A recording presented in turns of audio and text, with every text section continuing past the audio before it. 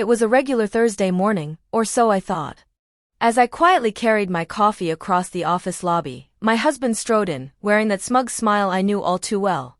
Without warning, he announced, loud enough for the few lingering colleagues to hear, "Ella can't even manage a simple dinner party. I guess 7 years of trying was a waste." A few stifled chuckles followed, and he didn't even glance at me. I froze, coffee trembling in my hand, the sting of his words sharper than any slap. He walked away, leaving me standing there, humiliated in silence, while everyone else pretended nothing had happened. That was the moment I realized the man I had devoted my life to didn't see me at all, and perhaps, never had. The world may have seen me as fragile, but I wasn't about to vanish. I took a deep breath, straightened my shoulders, and asked myself quietly, how did I let someone else define my worth for so long? I'm Ella, a woman who has given everything to love, only to realize that my life can't revolve around the approval of someone who never truly valued me. Today marks the beginning of reclaiming my story. Will I let humiliation define me, or reshape it? For 7 years, my life had been a delicate balancing act. I was the one who remembered birthdays, anniversaries, and every trivial detail that made our home run smoothly. I managed the bills, coordinated family gatherings, and even memorized his mother's favorite meals, all while working a full-time job. Everyone around me assumed I thrived in this role, but no one saw the constant effort behind the smiles. I gave everything, my time, my energy, my dreams, yet it was never enough. Every gesture of love, every compromise, was dismissed as overbearing or pathetic.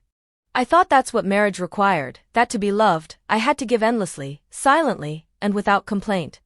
In my quiet moments, I questioned whether my worth was measured by my patience or by the way I could suppress my own desires for someone else's comfort. Friends often commented on how I seemed too devoted, but I couldn't see it that way. I believed that love meant sacrifice. And then, as if all my efforts were meaningless, he left. He left me for someone he claimed was a better fit, someone from a past I never mattered enough to compete with. My world, carefully constructed around his whims and approval, collapsed in a single sentence. Yet, in that collapse, I felt the first stirrings of something unfamiliar, a sense that my life, my happiness, was mine to reclaim. The roles I had accepted for years suddenly felt optional, and the woman I had buried began to stir awake.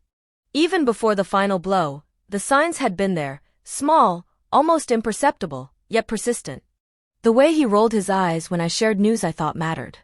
The sighs when I cooked a meal or suggested plans, as if my efforts were interruptions rather than gestures of care.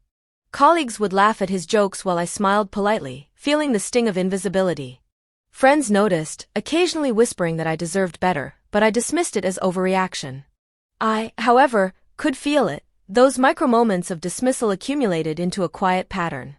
He spoke to me less, often avoiding conversation, only to criticize when I did. I'd make small gestures, asking if he needed help with his schedule, or sharing a thought about a weekend plan, and they were met with impatience or sarcasm. The world, it seemed, was content to ignore the erosion of my presence. Yet, I noticed. Every eye roll, every subtle put down, was a thread weaving a tapestry of disrespect. I catalogued them silently, a private ledger no one else could see. Each instance was a reminder that my love and effort, which I had thought were treasures, were dismissed as trivial. And though I carried on with my life, quietly performing the same roles I always had, I began to question the fairness of it all.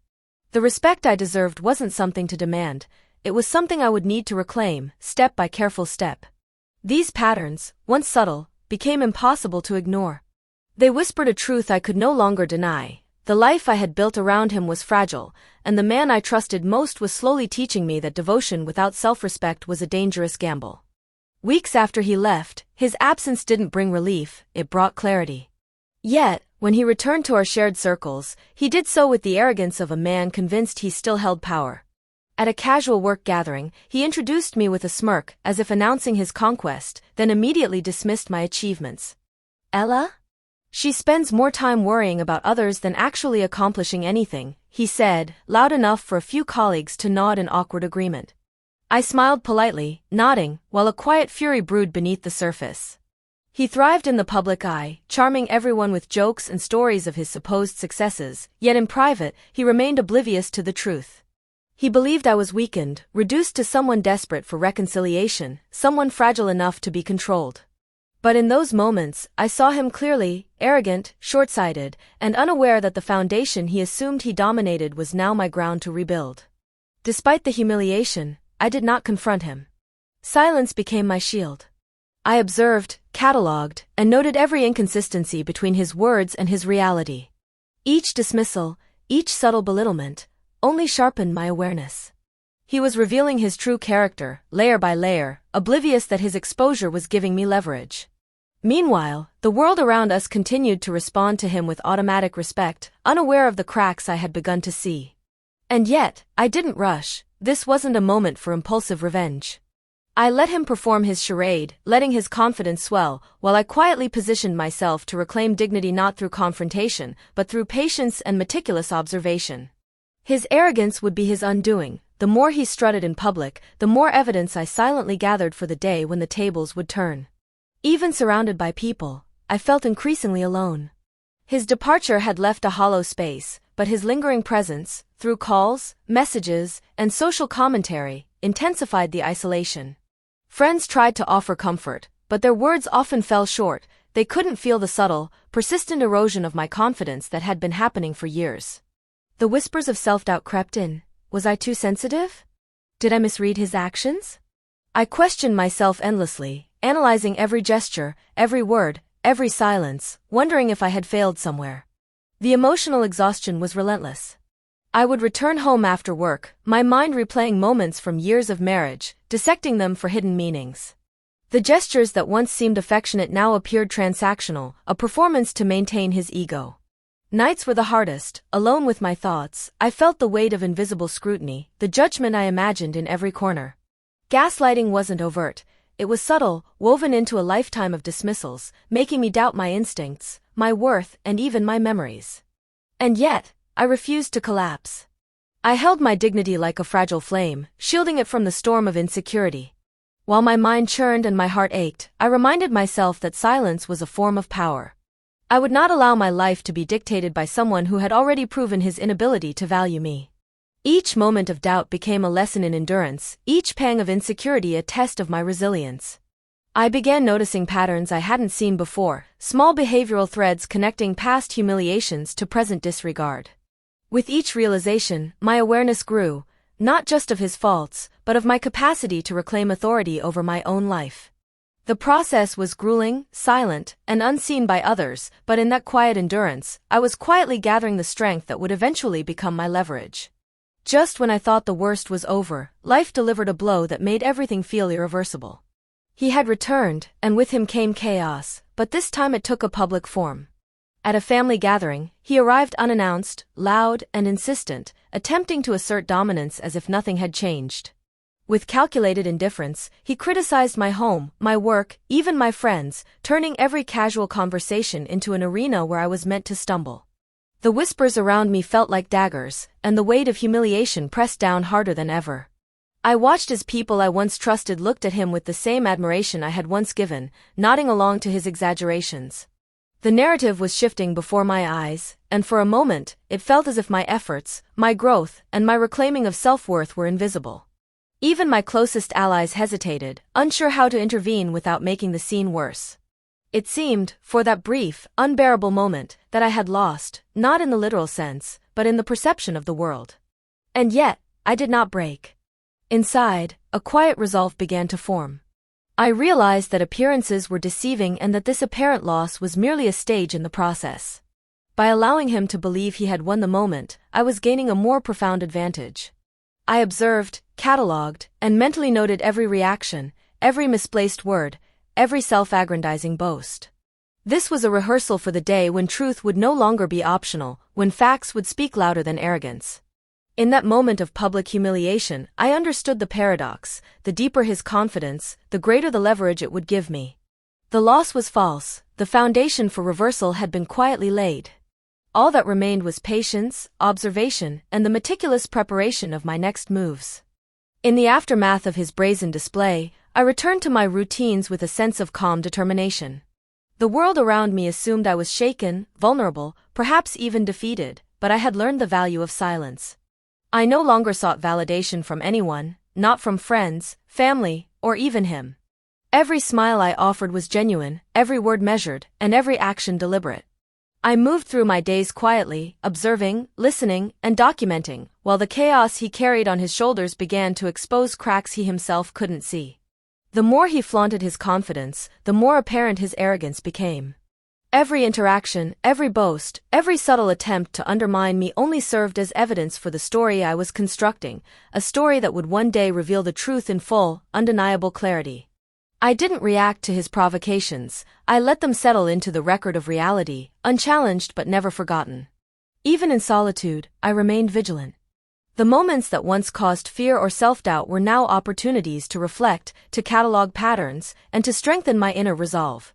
I recognized the rhythm of his actions, the predictable ways he sought to control, belittle, or dominate. And in understanding this rhythm, I found the seeds of my leverage, quietly growing under the surface, waiting for the right time to flourish. Through this quiet endurance, I realized that strength was not loud or immediate. It was measured, patient, and invisible to those who underestimated it. The world could misinterpret my silence as weakness, but I knew better. Every calm breath, every controlled step, was a move in a strategy no one else could yet perceive. I was no longer the woman defined by his judgment, I was the woman preparing to reclaim her power. It took time, but finally, the fog of confusion began to lift. Patterns emerged from the chaos of his arrogance and subtle dismissals, small behaviors that once seemed isolated now revealed a consistent truth. He thrived on controlling perception, manipulating conversations, and asserting dominance wherever he could. Every eye roll, every sarcastic comment, every casual dismissal was part of a larger script, one he had written unconsciously over years of entitlement. Recognizing these patterns brought clarity. I no longer questioned my instincts, my memories, or my value. I saw him for what he truly was, predictable, self-absorbed, and increasingly careless. The dissonance between his public charm and private arrogance became stark, and with each observation, I felt my own power grow. I began cataloging these behaviors, mentally creating a timeline of actions, noting inconsistencies, exaggerations, and the subtle ways he sought to undermine me. The realization was liberating. For the first time in years, I understood that his confidence was a performance, a carefully maintained illusion that required no effort on my part to observe. I didn't need to confront him in anger or defend myself to anyone, the truth existed in the patterns he could no longer hide. And in that truth lay my advantage. With this awareness came emotional clarity. No longer burdened by guilt, self-doubt, or the need to explain myself, I felt the calm steadiness of someone who had survived, observed, and learned. Every interaction with him was now filtered through this lens of understanding. I could anticipate his moves, see through his attempts at manipulation, and prepare for the day when the full story would finally surface.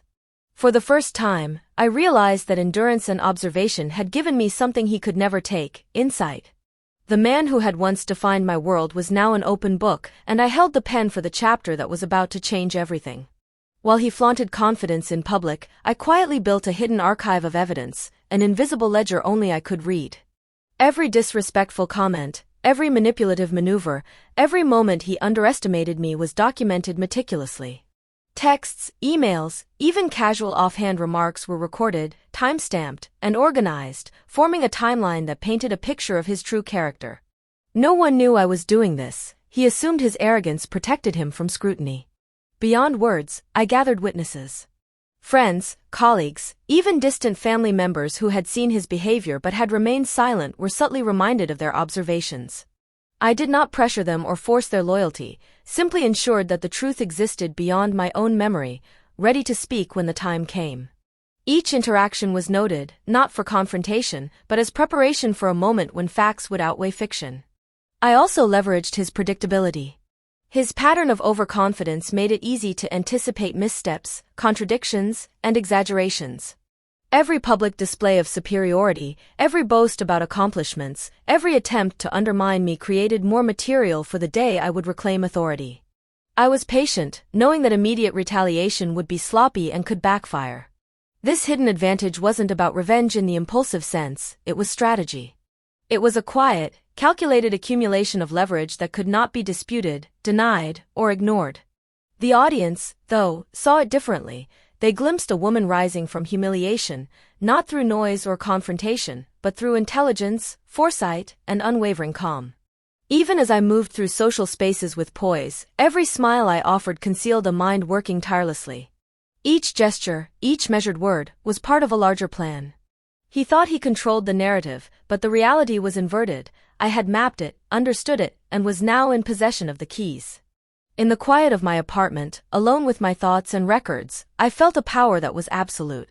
He was blind to it, the world oblivious, and yet I held the leverage that would one day topple his arrogance.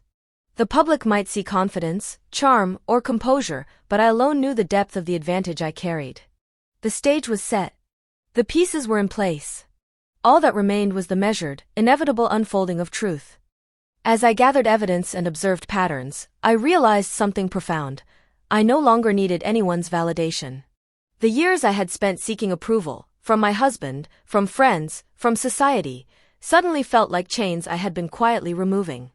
I stopped questioning my instincts, stopped apologizing for existing, and embraced a calm, unwavering confidence that had nothing to do with him or his perceptions. The humiliation and betrayal that once seemed unbearable became catalysts for growth. I discovered strength in stillness, power in restraint, and clarity in observation. Where I had once reacted emotionally, I now responded strategically. Where I had once doubted, I now trusted my judgment implicitly. I was no longer the woman who bent to fit someone else's expectations. I was the woman who shaped her life according to her own values and wisdom. This internal transformation was invisible to the world, yet it was the most critical shift. My self-worth was no longer tethered to his approval or society's recognition. It was inherent, unshakable. Every calculated step I had taken, every silent observation, every ledger of evidence, became an extension of this newfound strength. Even my demeanor changed. I carried myself with a quiet assurance that disarmed arrogance and commanded respect without confrontation. People noticed, though they couldn't articulate why.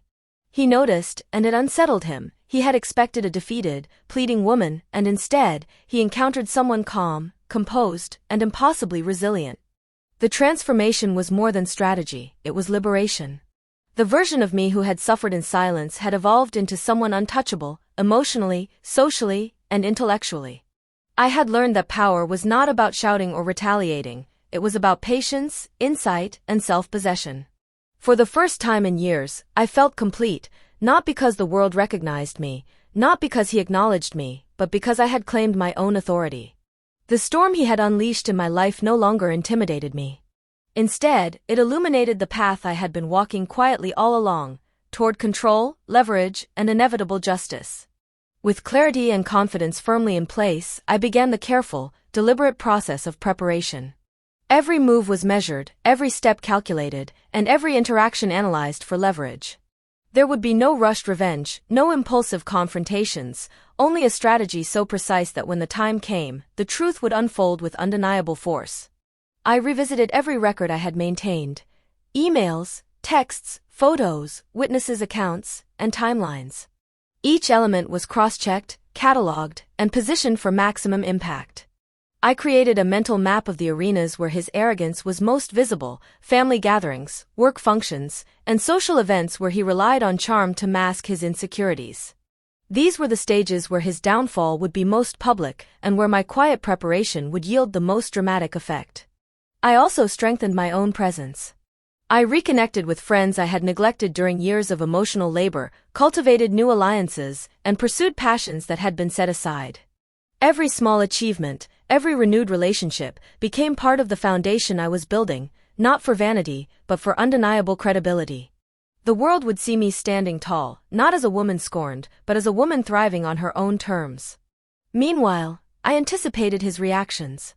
His overconfidence, habitual arrogance, and predictable attempts to manipulate perception were assets in my plan.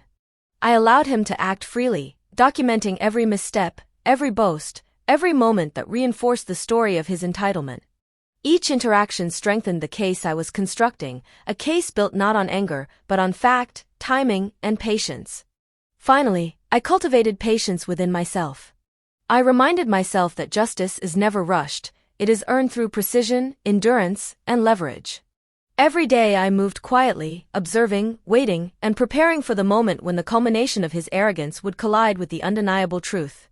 By the end of this phase, I felt a sense of invincibility, not from confrontation, not from emotion, but from the knowledge that I held the key to a reversal he could neither anticipate nor prevent. The stage was set, the pieces aligned, and I was ready to step back into the arena, calm, composed, and in control. The moment arrived quietly, almost innocuously, a gathering at a mutual acquaintance's upscale event. The same space where he had once humiliated me years ago now felt different. I entered with composed elegance, aware of every eye, every expectation. He noticed me immediately, the confident smirk faltering for a fraction of a second, a crack I had waited patiently to see. I didn't announce my presence or demand attention, I simply existed in the room with a calm authority that contrasted sharply with his overconfidence. Colleagues who once laughed at his jokes now noticed my poise, my self-assured demeanor. My presence alone shifted the energy, subtly undermining the narrative he had carefully curated. He approached, expecting resistance or embarrassment, but I offered neither. A polite nod, a measured smile, and a serene composure were all I gave. Each word he spoke to assert dominance was met with quiet acknowledgement, every boast registered in my mental ledger but left unchallenged. My silence amplified the tension, making his attempts at control appear desperate, almost comical. By simply existing, I reclaimed the arena. The room that once witnessed my humiliation now bore witness to my power. People began to see the contrast, between his arrogance and my calm authority, between his superficial charm and my quiet confidence. The more he tried to command attention, the more his facade crumbled, while I moved gracefully, effortlessly, through the space. In that subtle, measured way, I realized the first tangible victory of my strategy, the shift in perception. No words were needed to demonstrate strength, no overt confrontation required to establish dominance. The stage was mine, not by force, but through preparation, patience, and unwavering composure.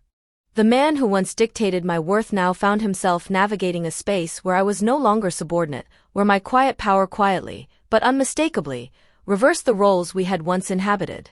He sensed the shift immediately, though he refused to admit it, arrogance masking the unease flickering in his eyes. Confident that the room still bent to his charm, he began to overreach, amplifying every boast, exaggerating every past success, and attempting to undermine me in front of colleagues and acquaintances. "Ella? She hasn't changed a bit," he said with a mocking laugh, as if highlighting flaws he believed were still mine. But his words rang hollow against the calm, unshakable presence I projected. Every attempt to provoke me, every jab aimed at diminishing my credibility, backfired subtly yet powerfully. I didn't react. I didn't justify. I simply observed, letting each arrogant word and exaggerated gesture cement the reality that he was unguarded and predictable. Each overreach became a piece of evidence, a thread in the tapestry of his unraveling narrative. He began contradicting himself, eager to impress those around him while revealing inconsistencies I had patiently catalogued. Each boast of loyalty, competence, or charm became a liability. Every attempt to assert control inadvertently exposed his entitlement, hypocrisy, and past manipulations. The more he pushed, the more his facade cracked, while I remained a portrait of composed confidence, untouchable, deliberate, and precise. Witnesses to the interactions couldn't help but notice the disparity.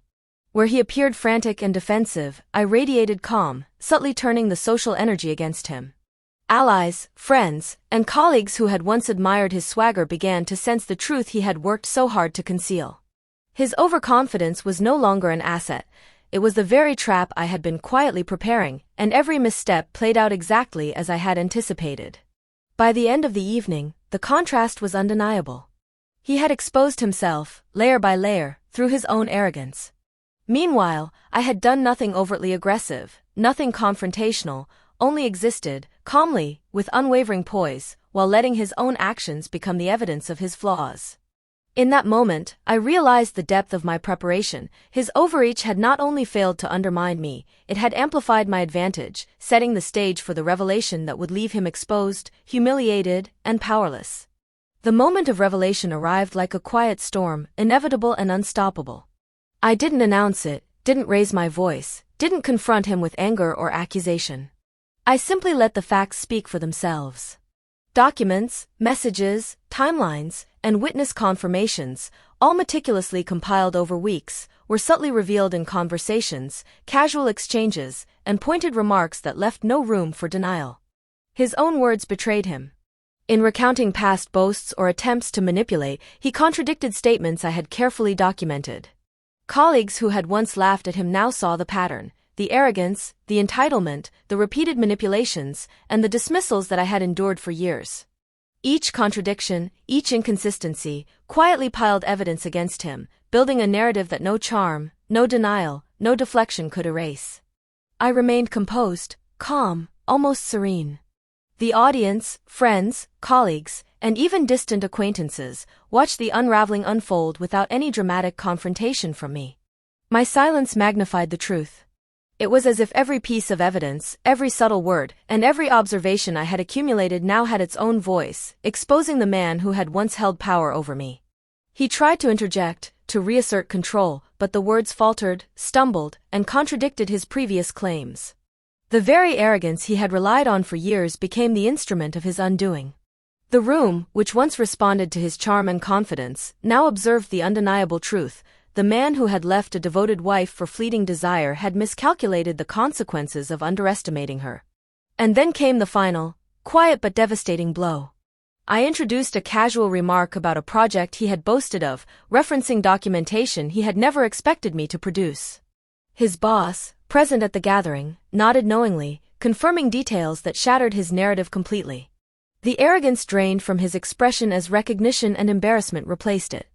The man who had tried to control, belittle, and dominate was now powerless, exposed in front of everyone whose opinion had once mattered. The revelation was complete.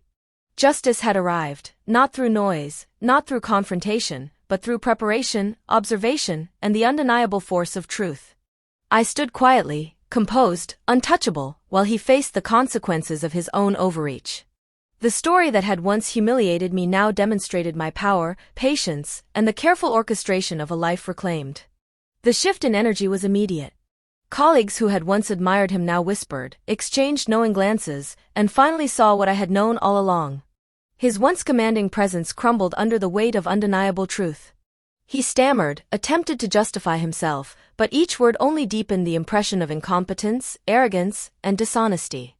The more he struggled to regain composure, the more obvious it became that his power was an illusion.